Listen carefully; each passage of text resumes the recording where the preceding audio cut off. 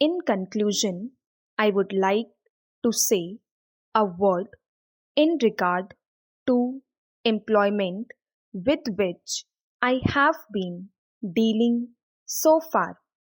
According to the figures supplied, the number of displaced persons from Bangladesh employed through employment exchanges is only 37,000. This is very meager compared with their total number, which comes to 32 lakhs according to the official figures. This is with regard to Bangladesh refugees. The number of displaced persons from Pakistan employed through employment exchanges is not very encouraging, but still it is 75,000. I would urge upon the Honorable Minister to take this into consideration and see that something is done to find employment for these people. Of course, there is some expenditure incurred on general education and vocational training, but when we look at the number of persons who have been given vocational training, we find that the number already trained and under training is only 17,000. This figure also seems to be very small considering the magnitude of the problem before us. Some programs of general improvement have been undertaken by the government of West Bengal by way of setting up new industries, etc.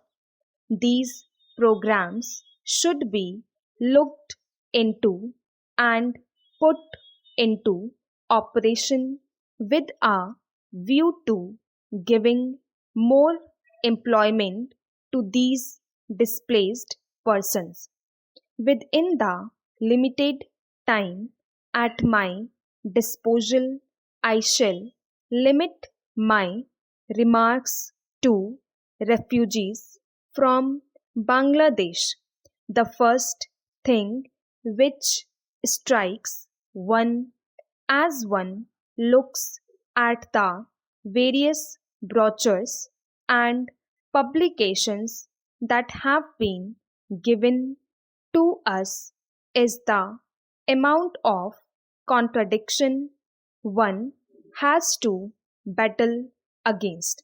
The first contradiction is in regard to the number of persons government think they have rehabilitated in West Bengal, granting that it is difficult to make a final assessment of the number of refugees who have come from Bangladesh. It is still true to say that at least there should be some sort of parity between what the Union Ministry says and what the West Bengal Rehabilitation Ministry says.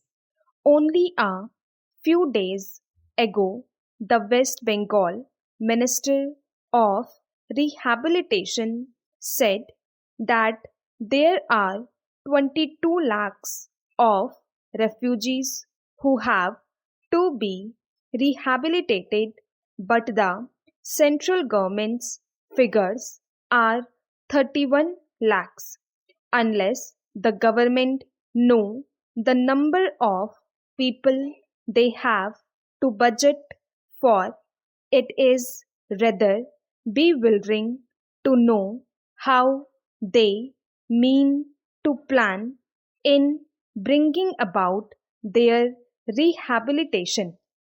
As a matter of fact, many other sources believe that the figure is far higher, but in any case, there should be some parity and some idea as to the extent of the rehabilitation problem which still remains before the people of West Bengal.